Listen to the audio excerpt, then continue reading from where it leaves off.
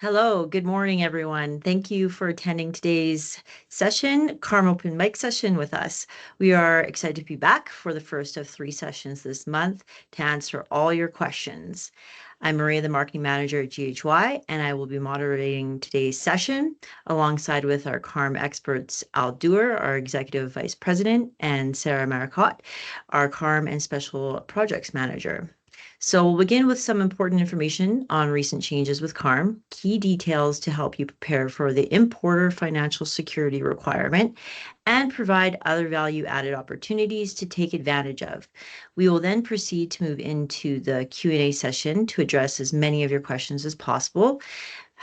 And so here's how we're going to manage those questions during the Q&A to keep things a little bit organized. So first, we encourage you to ask your questions live. Please use the raise hand feature by navigating to the top of the Teams window to the meeting controls area and select that little hand icon. We will call on the people in order that the hands were raised. So once we call on you, please turn on your microphone, ask your question, then turn it off again, and we'll either when we've completed answering your question or after you've ask your question, have nothing further to add. So if you prefer not to speak live, that's okay. You can type in your question into the Q&A section, and we will alternate between live questions and those in the chat, making sure to address everyone in turn as best we can. So after the session concludes, we will be sending links to access the recording of this session, alongside with some other helpful resources.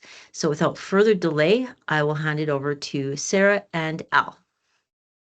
Thanks, Maria, and welcome everybody. I'm glad you could all join us. So welcome to 2025 Q&A sessions that we're hoping to revamp for the next little while. At least we have 3 for sure, but we'll see where it goes from there. I'm not going to talk lots. I want to just give a quick overview of maybe one of the main questions that we're really seeing from importers in regards to release prior to payment bond requirements. The biggest thing seems to be, how do I know what I need? How am I knowing whether I am or am not even compliant? And how do I ensure that? So let's start with just sharing the CARM portal and going right from there. That's definitely the wrong one. Oops. Here we go. Excellent. Okay. So when you log into your CARM client portal, as you can see, Al Dewar has been nice enough to let us use his. So we're in his portal here, and this will be the main page that you're going to see. And as you can tell, CVSA has been very active in making sure everybody understands that as of April 19th, 2025, the release prior to payment bond is required. I really want to stress that that's really important to the release of your goods, and that is Easter long weekend. So you're going to want your bond before the 18th because, brokers and customs aren't even going to be open regular hours, right? So question for you, Sarah. Mm-hmm. Thanks for sharing that. So everybody sees this notice that you need release prior to payment, whether you have it or not? Everyone, even if you've already posted it, which yes, has been frustrating for people that already have theirs posted. It can be a little confusing. Do I have my coverage?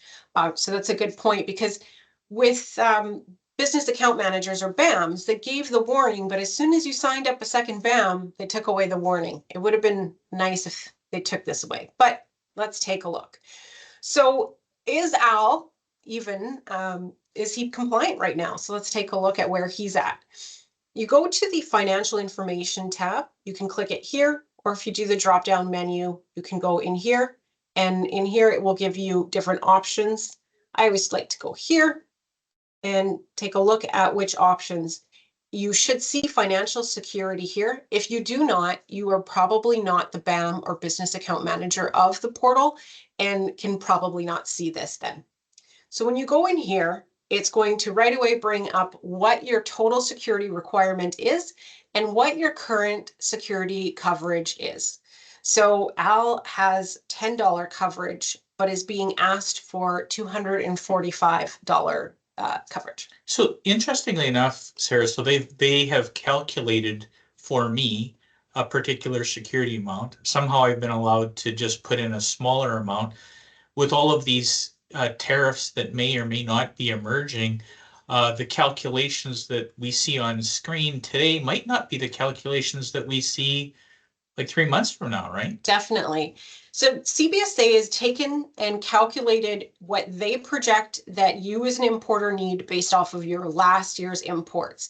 So they ran a report on July 25th of 2023 to July 24th of 2024, and then found the highest month, and they're giving you that as what they deem that you should post as a minimum. You can post more, you can post as many bonds as you want. So in this case, this is why Al has $10 and they accepted it, because he could post another 5 bonds if he wants, and they will accept them all, and together they will combine to the total amount that he would need. So he has, like he said, posted this $10, and he's posted a cash bond, which I'll show you in a bit. And that's why, so he's posted $10, he's got a $10 bond at this point. In here, this is also really important to keep an eye on. You've got an RPP utilization, and it's at 0% because Al doesn't import regularly. So for people that don't use a lot of this total security, it would stay pretty low.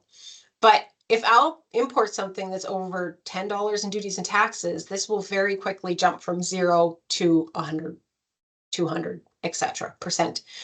So this is what CBSA monitors. This is a live percentage. So as your shipments are final accounted for, your utilization will increase.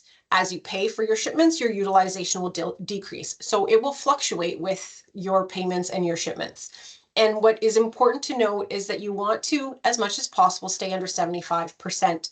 If it's almost payment due date and you're at 75, 80%, that's the point to the bond. But if it's day 2 of the full month and you've already used up 75%, you may want to start considering if your bond amount is adequate. So Sarah, correct me where I'm wrong here. One of the largest questions we have is everybody, or many people are hearing, you have to be ready by April 19th, because at April 19th, the grace that CBSA has provided to say, hey, if you've got an importer, we're just letting you have grace until April 19th. Your broker doesn't have, or broker or brokers does not have visibility to your financial security. So they're assuming, your broker would be assuming you have financial security in place based on the grace that the government has provided.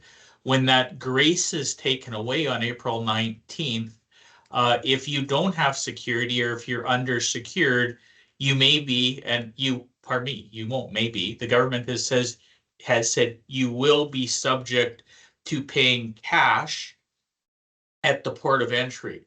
The government doesn't have the ability to accept cash 724, 365 at the port of entries. Your broker doesn't have abilities for people to cut checks 724, 365 port of entries.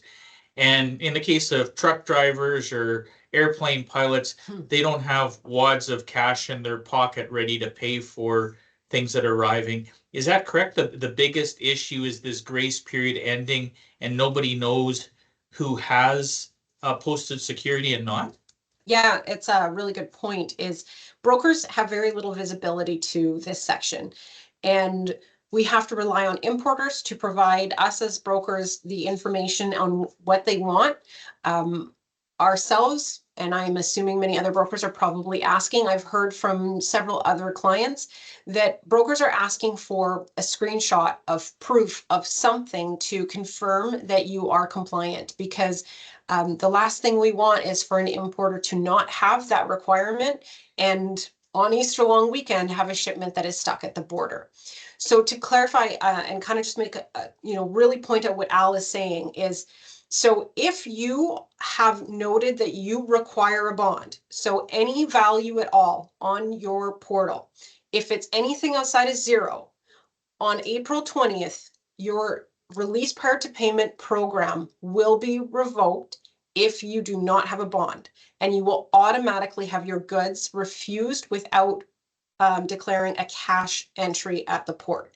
So you will need to ensure that you have that bond in place prior to remain part of the release prior to payment program. So these are your agreements that you have with CBSA. You were automatically enrolled, and to remain enrolled, you must have a bond. If you do have a 0 as your bond requirement, you do not need to have a bond, but we still strongly recommend you do, because any value in duties, taxes, tariffs can really affect your shipment still. Sarah, do we know, so I put $10 in for fun, right? Do we know if I did nothing, as an example, and if a shipment arrived for me or anybody else and I had done nothing? Because many people, like probably 100,000 businesses have done nothing right now. So something arrives and a C-type entry is necessary. Do we know if they can just go onto the portal, assuming they can find who their business account manager is, and post if their number is $5,000 or $25,000, if that person can just post that $25,000 and then the broker can then redo the entry and send that? Can that happen? Do you know? So there's been a couple experiences here. So for one, if you have a shipment that's stuck and you need to post a bond immediately, you're going to have to post the bond. You're going to have to re-enroll in the release prior to payment program, and then you're going to want to link your bond to so sorry, let's start again. You have to apply for your cash bond, if that's what you're doing, is a cash one. You need to pay for it. You need to link the two together, and you need to re-enroll in the release prior to payment program. So you need to do those 3 steps. And then your broker has to send it again? And then you need to typically wait overnight for the portal to update. Okay. I have not seen it happen live. I had a situation where for some reason a client required to have the bond posted, and it did not all associate live that day. It had to do its thing overnight, and the next day the bond was linked. Well, thanks for answering the question, I Sarah. can't say if that's going to be Right. the situation, but that's what I've seen so far. But what you've affirmed here is the government has said it's going to need a cash entry and cash at the port. I tried to ask a question, and it's untested, but I tried to ask a question. Well, can I just pull a wad of cash out and deposit it into the account? And the answer is no. So we'll see where we go from there. It's an interesting time. So our biggest question that you're making reference to right now is just an understanding as to, because everybody's getting warned, whether they're set or not, is an understanding of where we're at, and if the party who is looking even has BAM access to see if they are okay, correct? Definitely. And if you have a bond but you don't have enough coverage, your goods won't immediately be stopped. So make note, if you've got a bond, so he has a $10 bond, it doesn't mean that his shipment will not be stopped, but it means you're immediately going to start receiving notifications that you perhaps have reached that limit. And you'll also get notifications that you do not have a compliant amount. So CBSA is still going to be letting you know that they need that bond increased, but you won't be automatically removed from the release prior to payment program. So it gives you some time to work with your broker, your surety company, post cash, whatever it might be, to make sure that you're increasing to the bond amount that CBSA has noted. So let's get into some of the questions and answers and see if then I'll ask you what other questions maybe you're hearing most of. But what do we have right now? Sure. Let's jump into the Q&A area here. So we've got one from Anne. Is the CBSA government rule for establishing bond values still as follows? The value of a continual surety bond must be equal to 50% of the importer's highest monthly amount owed to the CBSA out of the past 12 months. So again, the report is run from July 25th of 2023 to July 24th of 2024. And they then provide you with your 100% coverage minimum that they want you to post. If you post a cash bond, you must post 100% of that. If you post a written security, typically through a surety company, then you post a minimum of 50%. You can post higher, but you should post a minimum of 50% of that total. Perfect. Thanks, Sarah. We've got a live question here from Lorraine. Lorraine, did you want to go ahead?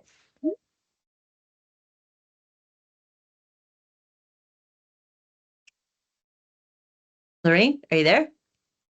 Got your hand up for a live question?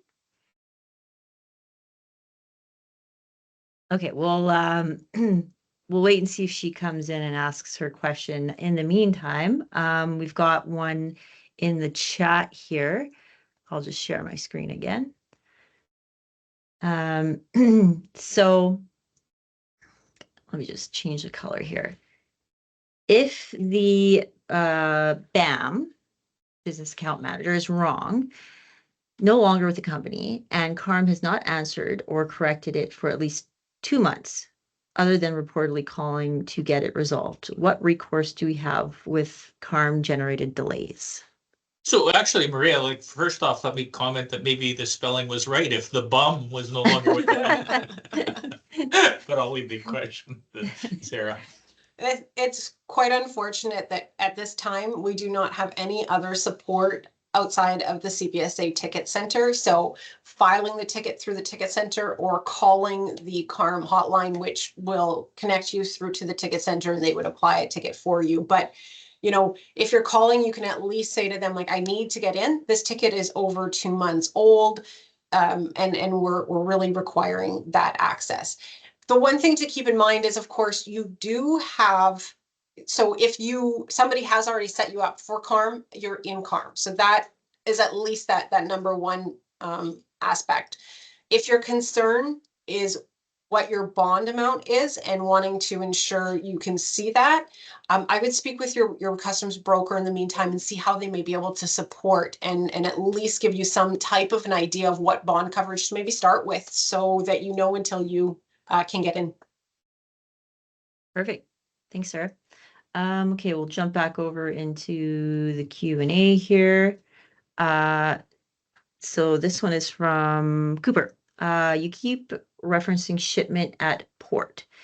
The bond is for all shipments coming into Canada or just shipments from USA to Canada. What about air shipments from China? Does this bond apply to those inbound shipments as well?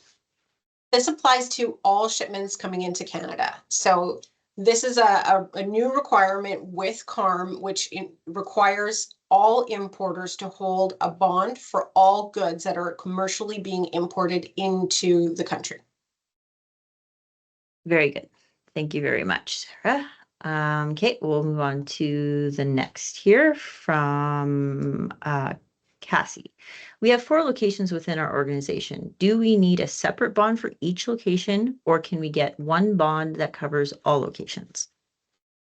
That is a great question, and it actually depends on how you're set up. So when you say 4 locations within an organization, do those all have a separate RM number or a separate business number? If you do have separate RMs or separate business numbers. What's an RM, Sarah? That's a good question too. You will require a bond for each. And to answer Al's question, a separate RM would be like your importing number. So some companies are organized where, let's say, each one of their locations, they have a separate importing RM to import under that specific address. So in those companies' cases, as an example, the GST number or your registration number, that's same at 9 digits.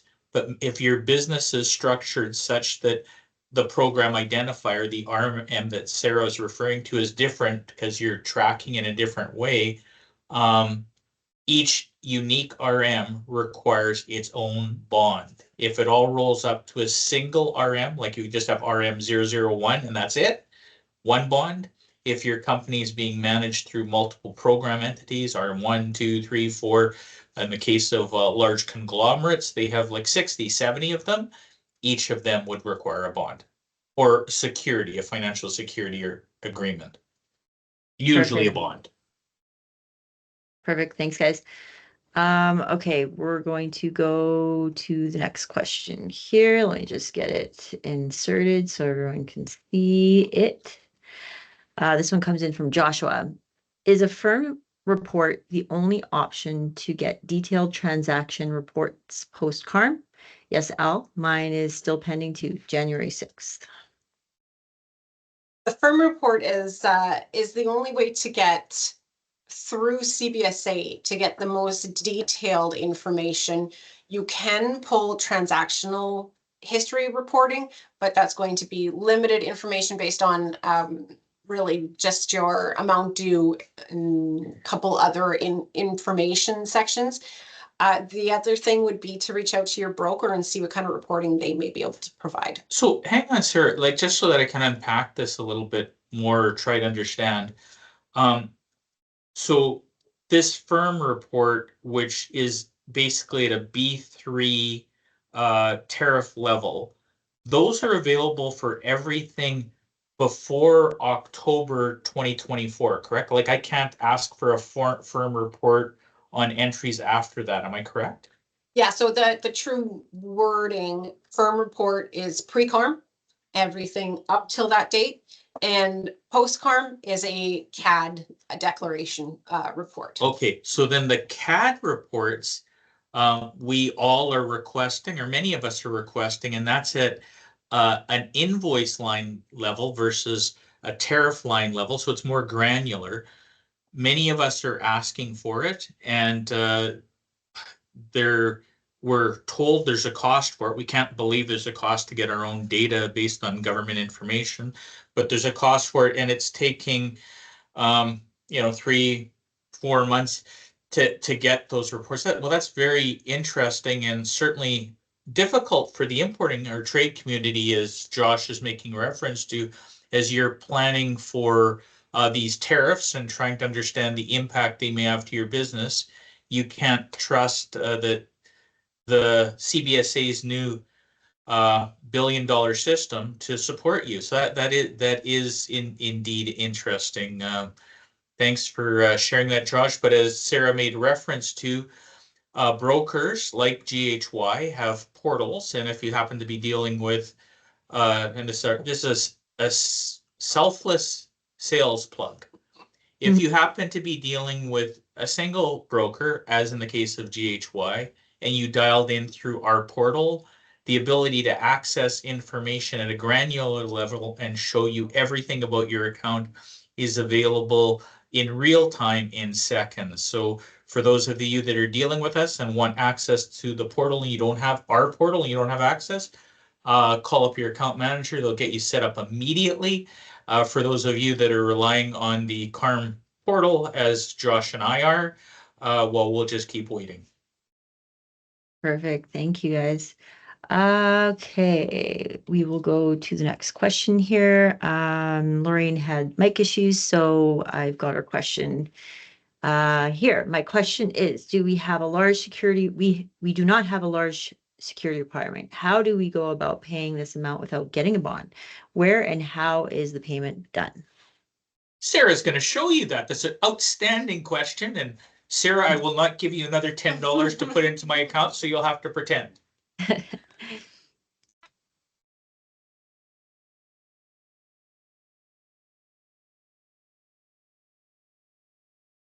So again, I just backtracked a bit just to make sure it didn't log me out while we were chatting. So we're in his account here, and this is specific to a cash bond. You can only apply for a cash bond through the portal. If you want a written security, there is an area to apply for it, but you must first have the approval from the company that is obtaining the bond for you, or security. So let's say in the case of you are having GHY assist with obtaining it on your behalf, we would work with our surety company and they submit it off on your behalf, so you do not have to do anything. Some surety companies request that you log in and you submit back to them some information. But again, that agreement already needs to be in place.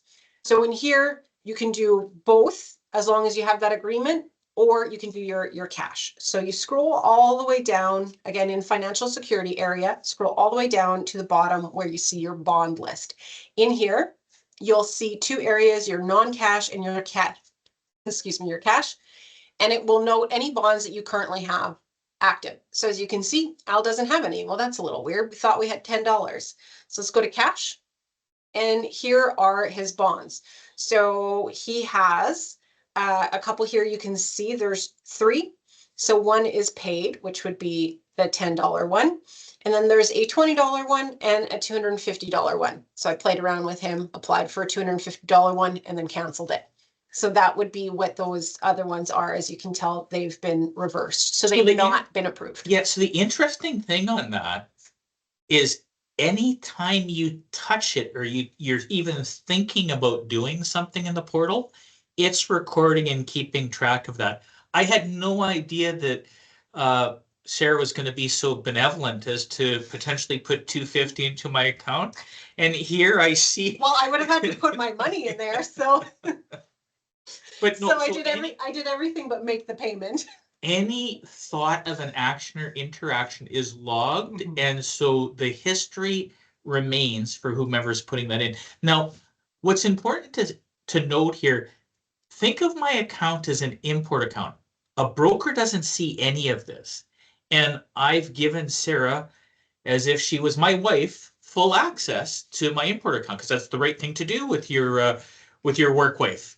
And so Sarah then can see everything. But if she was just a broker trying to look, she wouldn't see into your account as an importer, nor could I or anybody else. And anybody who has BAM access, as Sarah does in this case, and Sarah, because she has BAM access, she can give access to everybody in the office. And everybody in the office could then see what's happening here and potentially work in that fashion. So I thought that was important to make reference to. Thanks, Sarah. Definitely. So what you would do is you've got a couple tabs here, and add bond. It's quite simple. They'll walk you through what you want. So in the case of where, let's say, a surety company has already approved you, they've given you a bond number, they've given you the bond amount, etc., then you can go non-cash. If you do this without having already received approval, it will just sit there indefinitely. It does not go anywhere without that connection. So today we'll do cash bond, and you would go on to next.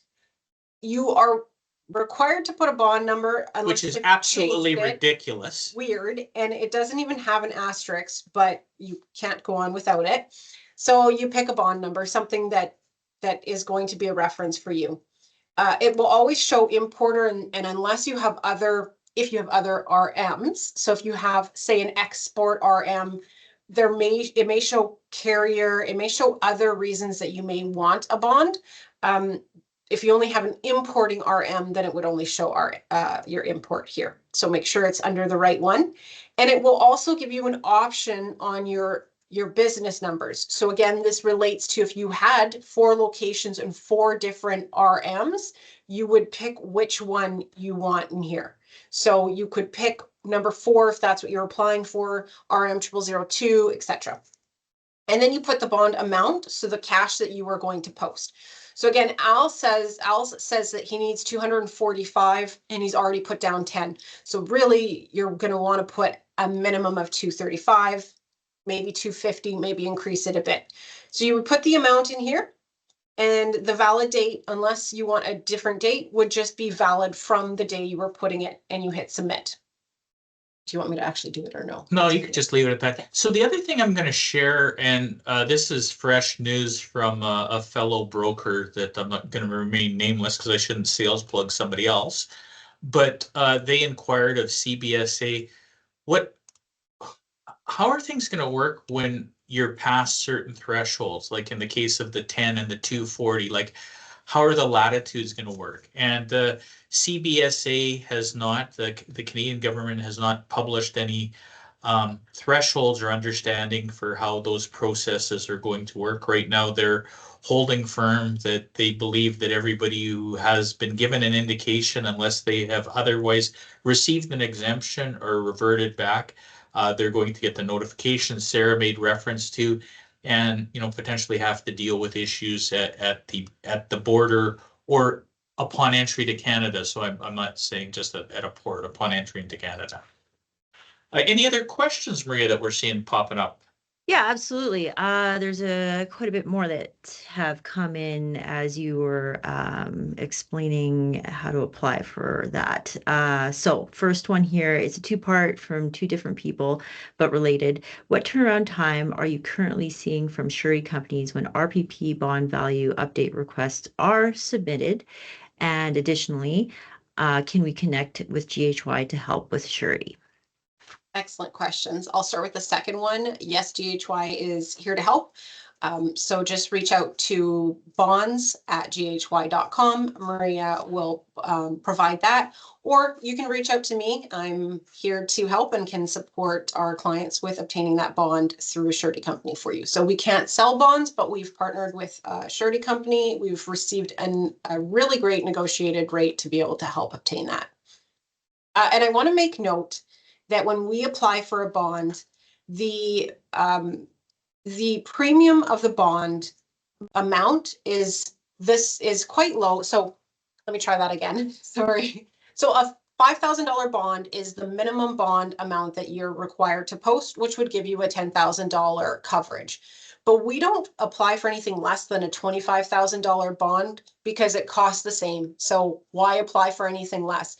We have decided that it's best to have more coverage and pay the same amount. So anyone who has come to us and they've needed a minimum, they've, for the most part, received that $25,000 bond, which has covered you up to $50,000. So it's a great cushion for growth, for tariffs, or whatever may be going on. So just based on how we chose to handle it, we, you know, in a way, we've got lucky, if you can call the tariff regime we're living in right now. Many of the customers we're dealing with, their clients we're dealing with, are more than adequately protected based on having the best possible thing on the basis of our incredibly low premiums. Mhm. So and the turnaround, generally speaking, So yeah, so if that still isn't adequate or you're concerned and you want an increase, I have gotten them done within an hour, 2 hours. It has been pretty quick to get the revision done. If your bond value increases significantly, though, the surety company may request additional information. So I work with you and get that as quickly as possible. so generally speaking, turnaround is, well, Within it's the certainly same within day. the same day. Yeah, within the same day for sure. Thanks, Perfect. Maria. As long as I'm here.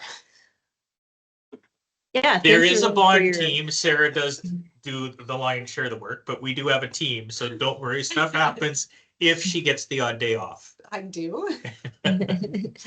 Awesome. Thanks, guys. Thanks for the great questions that keep coming in. So the next one is from Joshua again. Does the GHY portal provide details for shipments cleared by other brokers? The benefit of a firm type report is that it encompasses all of the surprise activity. For example, shipments cleared by brokers we didn't know about, not uncommon with 15,000 entries annually. So the answer to your question, Joshua, is that we also have, and we've offered this to all customers of ours, access to a statement of account, particularly those that have multiple divisions, such as yourself, for instance.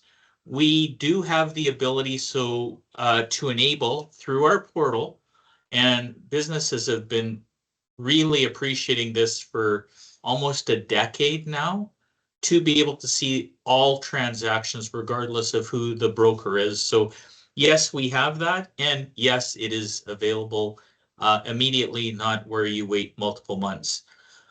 Welcome to have a conversation with you or other parties, Joshua, who might be interested in that service, because we could even offer it if you're not a client of GHY's, but we certainly would prefer if you were a client. That's awesome. He says very interested. He will follow up with us after. Great. Looking forward to it, Joshua. Okay, next one from Roger. My security posted is showing double what my actual bond is. My calculated security requirement is showing the full amount, not half. Is that normal? So again, if we go back, CBSA is going to note your total amount, your 100%. It's what's going to be noted in the financial security overview area.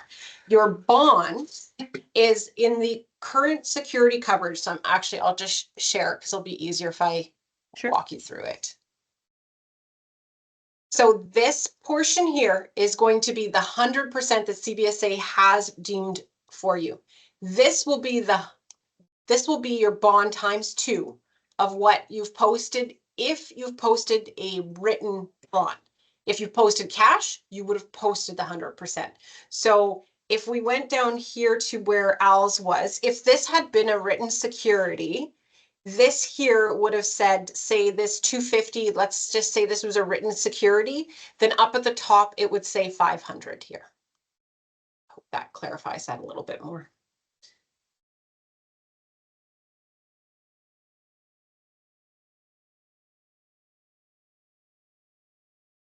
Perfect. Thanks. I'm sure it does. Okay, we've got one last question here.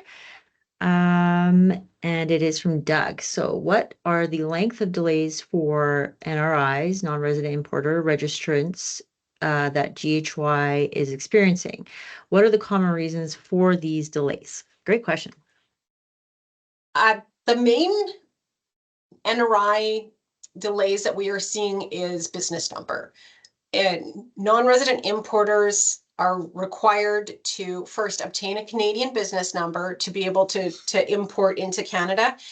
As brokers, we've experienced extreme difficulty obtaining it on importers' behalf, but importers are starting to see a much quicker response time when they go directly to CRA, work with CRA, and obtain that business number. From there, Can I pause for a second? Sure. So what I heard you say, and I just want, you can punctuate the time for me.